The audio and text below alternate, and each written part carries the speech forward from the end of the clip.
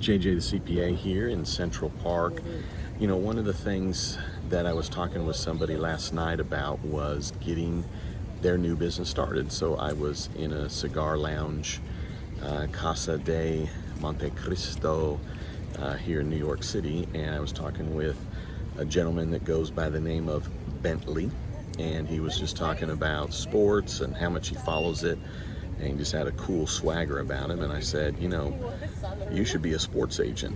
And the point of this video is to talk about how the biggest hurdle for so many people, because he and I were talking about it, is coming up with the name of your business.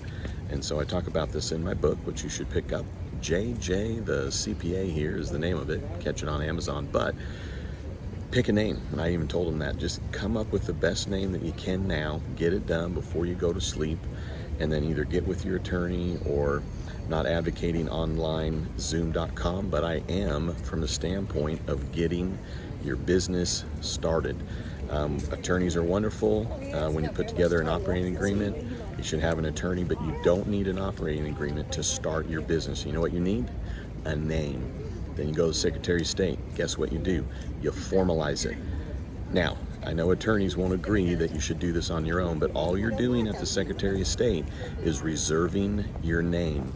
Now, in most states, the best entity to choose for your legal entity, and I talk about this in my book, is a limited liability company.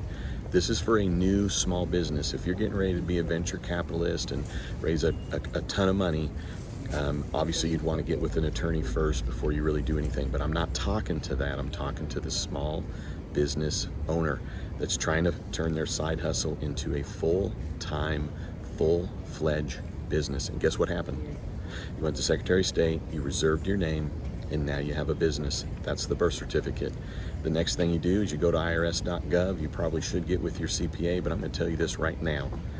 If you simply go through and get your tax ID number, because by waiting for your CPA or your attorney, now all of a sudden you're a month from now, right? Now, I'm not advocating a do-it-yourself, or what I'm advocating is get your business started. It's a name, it's an EIN, and then the third step is set up a bank account. So I talk about this and more in my book, and all I'm encouraging is for those that want to start your own business, do it. You can. Boom. Now, what do? Go out and make money.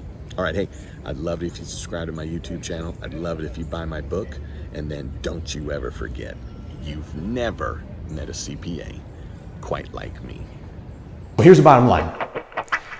You need to subscribe to my videos, right? I've given you valuable information here. I appreciate you tuning in, but here's what I need you to do. A favor, click subscribe, check out my other videos, and then don't you ever forget, you've never met a CPA quite like me.